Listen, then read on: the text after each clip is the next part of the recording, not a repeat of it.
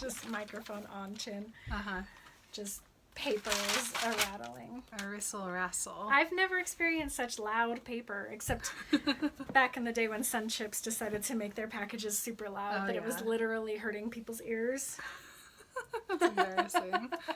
Well, they were like, we're going to be environmentally conscious and make these really awesome packages that are good for the environment, but they were like literally hurting people's ears. Mm-hmm. People were like, I can't eat these chips because my ears hurt from opening the package.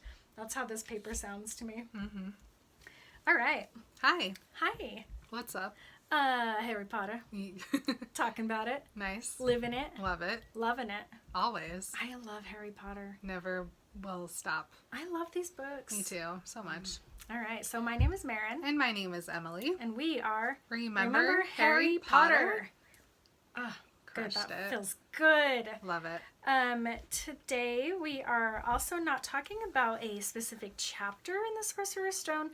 We are going to hyper-focus today on Harry and Dudley. As I like to call him, Wadley. Because he's a waddler. He's a waddle and he's a Dudley. He's really gross. He's a Wadley. He's really gross, and also he's a victim of circumstances. Yes, so I don't want to excuse any of his bad behavior at all. Mm-hmm. I do want to mention that he's been taught all of this from the second Harry Potter arrived at his house. He's been taught to be terrible. Yeah, let's get into it. Intentional versus unintentional abuse. So Harry is always treated as bad. Oh, yeah. And everything they do to him is to make him feel belittled and unimportant and not special and like he is wrong just for existing. And everything that Dudley does is good. And nothing he can do will make him any less special, any less important. And he is praised for any behavior that he exhibits regardless of what it is. Right. Even if it's exactly the same behavior that Harry is doing. Yeah, they could do the same thing. Harry has to go spend a week in the cupboard. Dudley gets to go out for ice cream. This is disgusting. Yeah. Is there any better way to make two kids absolutely hate each other? No. Not at all. In fact, this is how people do it. Mm-hmm. This is how you teach, this is how you train people to hate other people. Yeah. You tell them that they're different, and you make them believe for some reason that they're different, when in fact, they're not.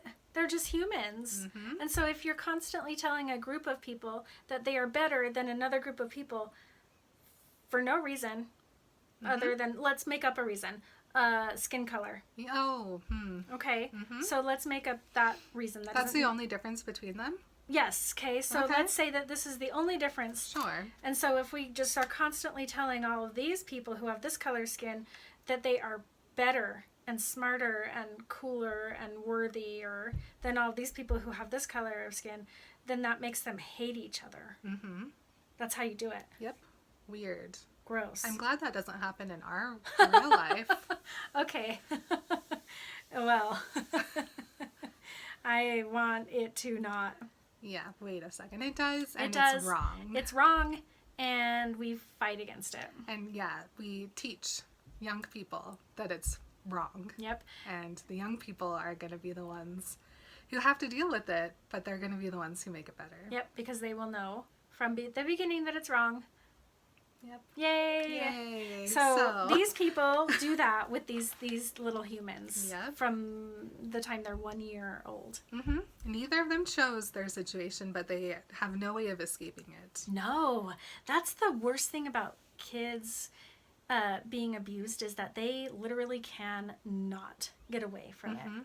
They're stuck, and so they get stuck in this world of like hell. And then sometimes they get fed and they get a bath and they get loved, and then it's hell again, and then they're getting loved again and they're getting fed. And so the same people who are torturing them are also taking care of them. And it's the worst possible way to raise a human being. Yep. Dudley. Dudley, because we don't learn a lot about Dudley, we never get Dudley's point of view from anything. And so I want to just enter his space for just a little bit. Imagine his point of view, though. And just try to flesh him out a little bit and kind of. But it's just a lot of, like, eating sweet porridge and throwing things on the floor. Right. Okay. But they're all learned behaviors. Yes, they are. And so Dudley knows that. So I'm talking about when Harry has to come to the birthday party. And Dudley knows that he has to act like this idea of Harry coming to the party is awful because that's how he's learned to respond to Harry in general.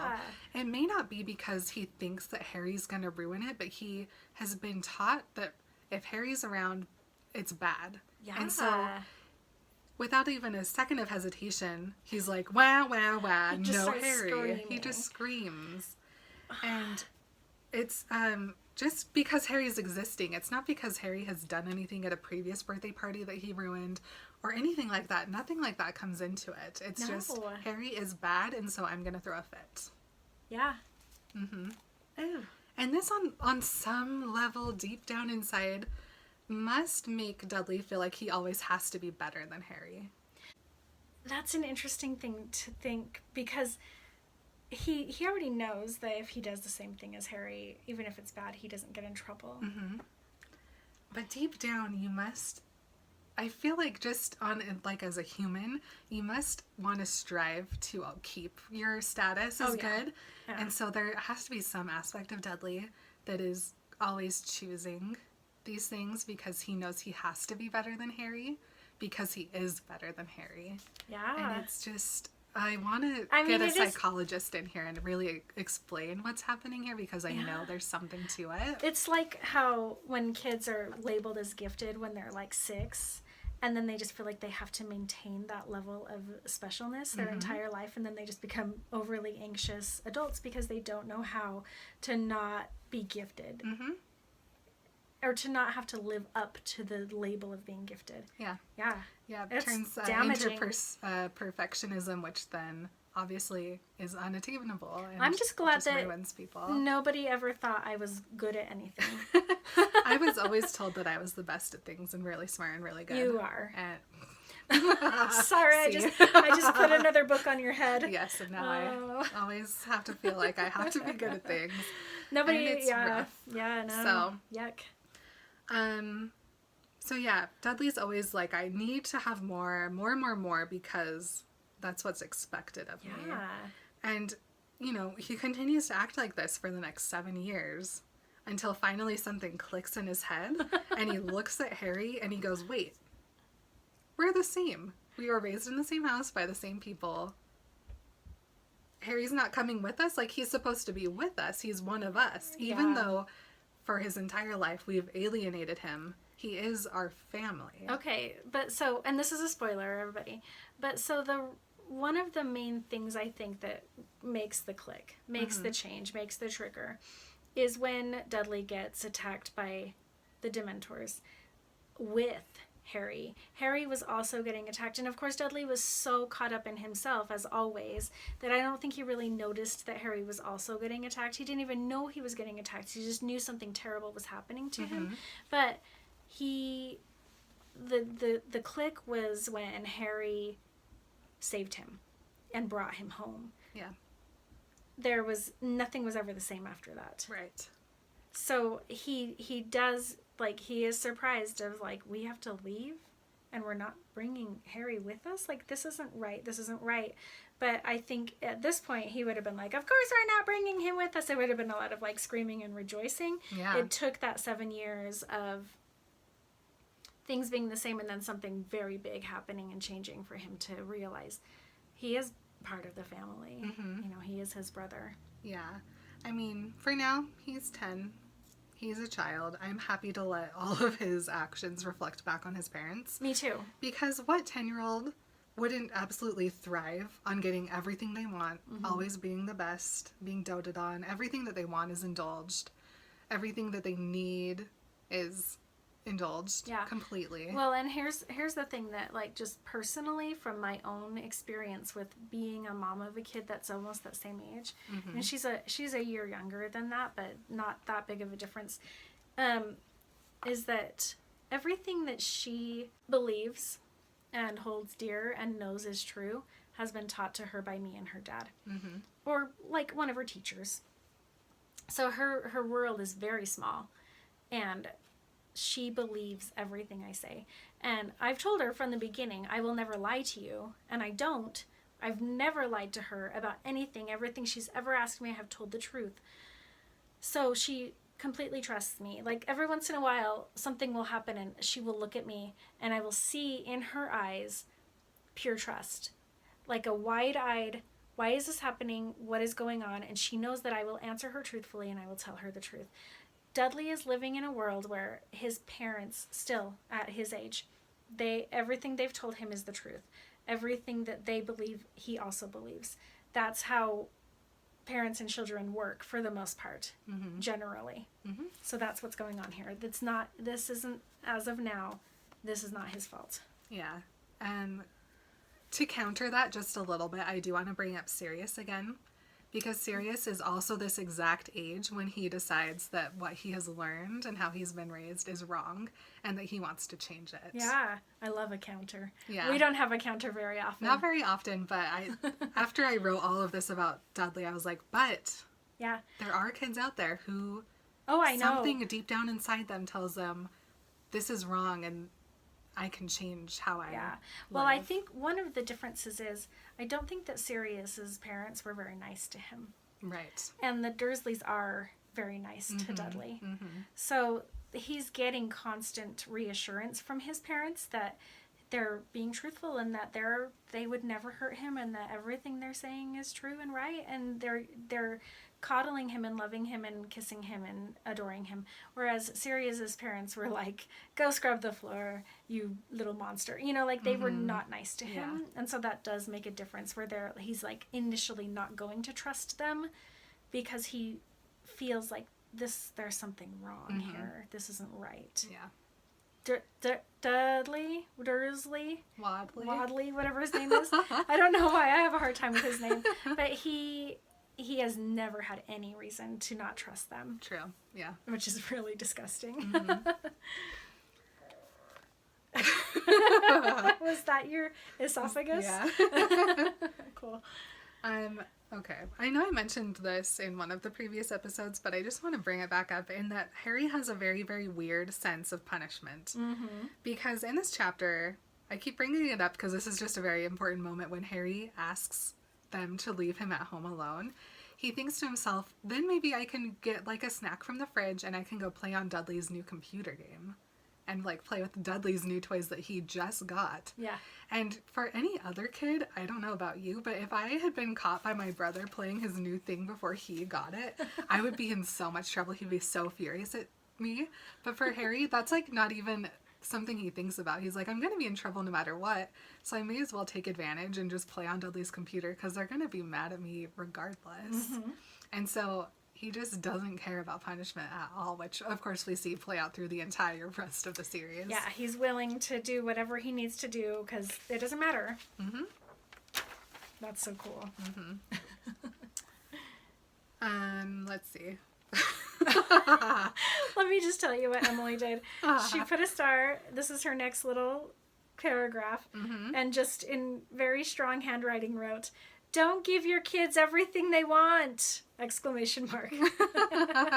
They become little assholes who grow into large assholes. Yeah, so what did I wrote something very similar to that. Dudley and Piers approach the huge poisonous cobras and thick man-crushing pythons. I mean, they have really raised Dudley to be a real asshole. Like, the first thing he wants is to go find the other bullies, the other things that can hurt you, and the other things that can make you miserable because that's who he is and that's who he's been raised to be. Yeah. I love that. Yep. Harry definitely should have been raised by Hagrid. And, I know. This is the hill I will die on. We already know that Hagrid, well, we don't already. We will learn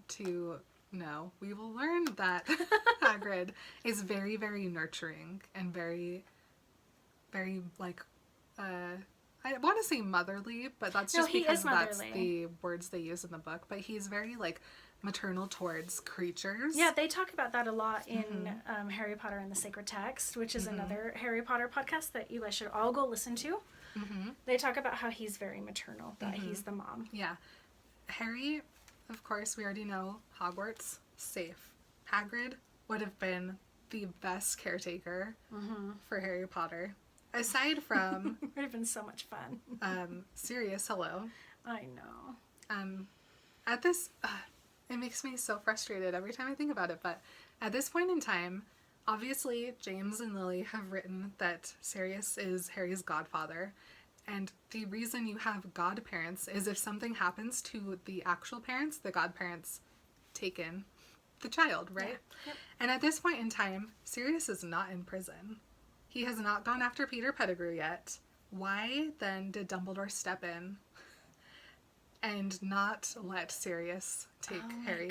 If Sirius was in charge of Harry, there's no way he would have gone after Peter. It just has to be because of the blood thing. Which isn't something that we even learn about until way, way, way too late in the series. Harry doesn't learn about it. We don't know about it. But it's like because Petunia has the same bloodline as Lily. She's the only one that can protect him, which is just doesn't track as far as I'm concerned. So, because Dumbledore has decided that basically law doesn't apply to him and that he gets to step in and make the decision to perform this charm, that goes. And he doesn't have to care about what has been previously decided by the parents. Right. So in our mine and Mark's Dumbledore fight, which I've mentioned a couple of times. Yeah. He is firmly on the side that Dumbledore did the right thing because Harry wouldn't have been safe with anybody who wasn't Lily's blood family member. And I summarily disagree with that. Me and too. I'll tell you, we'll talk about it constantly throughout the entire series, I'm sure. But right now I just want to focus on and say, if Harry had been allowed to go to Hogwarts and live at Hogwarts, he would have been safe. He would have been safe because there are so many charms and protections at Hogwarts. They could have not only kept him secret and safe, they would have kept him protected. Like, as far as like keeping a child secret there, he wouldn't have even have had to known that he was being kept a secret. He could have just been raised in this beautiful, magical land of happiness and joy and care. He could have lived in the hut with Hagrid. He could have lived with McGonagall. Yeah, all of the teachers have their own living spaces at Hogwarts. I'm sure there's a few extra around. Right. So, and there are enough magical protections on Hogwarts to supersede the magical protection at the Dursleys. So Mark is like, well, he didn't know. Dumbledore didn't know that the Dursleys were bad. Well, he did know. He knew because McGonagall told him. And if he would have just trusted her and been like, oh, well, shoot, if these guys are bad, maybe we should do the right thing and give him to Sirius or take him to Hogwarts with us. But no, he just took it upon himself to make the decision for everyone. Because, as we'll see many, many times, whatever Dumbledore says is just going to happen because he's just Dumbledore and he wants to make the decisions and he wants to be right. Which a lot of the time, and we'll see this also if we're paying very close attention, is not accurate. He doesn't make the right decisions. He just makes whatever decision he thinks is right. Yeah. He doesn't take into account what McGonagall thinks, which he should. She's so smart. She's always looking at the bigger picture. She's always looking at the greater good, which isn't always good, but she does. She looks at what's most important for everyone involved. Just imagine for a minute with me the life that Harry could have had. So regardless of whatever room he's living in, he could have lived at this castle just like Hagrid did. And he would have been traipsing down to that hut every day, having a beautiful rock cake breakfast, snuggling with whatever animal Hagrid has in the hut at the Him moment. and Fang would have been BFFs. Mm-hmm. He would have been so slobbery all the Going time. around the grounds, picking mushrooms and herbs and whatever wild foraging plants are all around the place. Hanging out in the herbology room, mixing up stuff. You know, I mean, Snape would have tortured him also, but it just would have been his home. Yeah, I mean, eating in the kitchens with all the house elves all the time. Hanging out with everybody there, being completely nurtured and well taught about human goodness and kindness from McGonagall constantly. I mean, she just really understands human goodness and where to apply it and where to not apply it.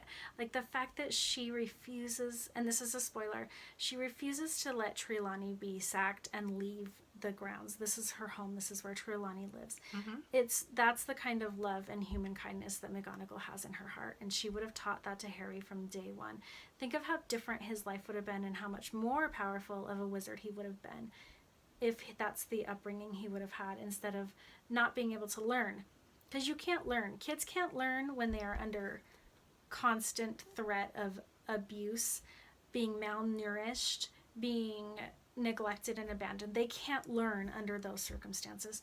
So his education was really, really, what's the word I'm looking for? Hindered, haltered, It was smooshed. haltered. It was not what it should have been.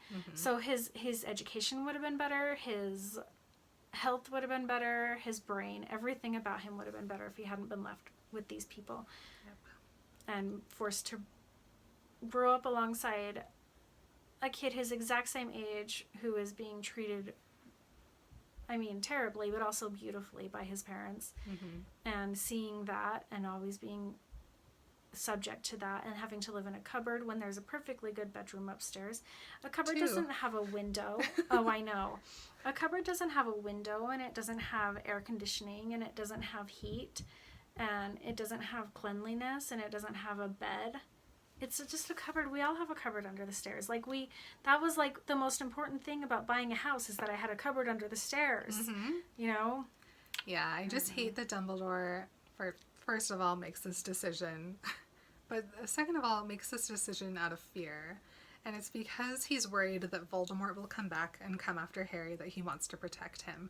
Which doesn't even come into play in the story until Harry's 11 years old. Well, and not only that, so Voldemort did choose Harry as his answer to the prophecy, but it still might not have been Harry. You know what I mean? So why weren't they taking all of the steps to protect Neville? Because he had a grandma? Well, it's because Voldemort killed Lily and James that cemented. Yeah. So anyway, it's really awful all around. Dudley and Harry have a forced, terrible relationship. They didn't have to have a bad relationship. They could have grown up as brothers and best friends if that had been nurtured, if there hadn't been so much fear. You know, I mean, like, so Dumbledore was like, here's this family, they have a kid, it'll be great, it'll be fine. He didn't check in, he didn't make sure, he didn't check in to make sure that Harry wasn't being treated terribly. I mean, I wish that Dudley and Harry had had a good relationship. They could have helped each other so much. They could have been so funny. They're both funny. Oh my gosh, sassy Harry and... I mean, they are. Yeah, like, Dudley, they're both funny. They both have a sense of humor. They both have the ability to make lifelong friends, obviously. So they have the same type of personality. It's just that, like, one got nurtured another way than the other one did. And if they had been both loved and cherished and taken care of, they could have been amazing together. It makes me really sad and mad because, like I said earlier, this isn't Dudley's fault. And when he becomes an adult, he realizes how wrong it was. Immediately. Yeah. He doesn't even waver. He's like, we need to take him with. And they're like, no, Yeah, we can't. There's so much fan fiction adult Dudley and Harry, and how Dudley ends up having a magical child and has to go to Harry for help. And I love that. yeah, I'm really glad that people write all those good things. I do so we too. can I think it's vicariously important. live them out. And it is a smart thing for people to notice Mm-hmm. that he did change his mind, and he did not believe everything his parents taught him when he Yeah. finally could realize that it wasn't true, Yeah. which is such an important thing. And I hope that we can all get to that point where we can take our brain away from what we've been taught our entire lives and think of what the truth might be for ourselves. Mm-hmm. Really important. Super important. Let's do it. Yes. All right. Awesome. Well, thank you again for joining us on our journey through the magical world of Harry Potter. Yeah, next week we're going to be back with another chapter episode. So I'm super excited to keep reading. Yep, it'll be chapter 3. Mhm. And it'll be a really fun ride. Oh, yeah. Finally, we can stop talking about these dumb muggles. You guys are amazing. We love having you with us. Thank you for all of your feedback so far, and we're excited to hear more from you. Yes, write us anytime, and thank you for remembering Harry Potter with us. Mm-hmm. And let's have a magical adventure together. What is it? Let's create something magical together. All right. Thank you so much, and let's create something magical together. Bye. Bye.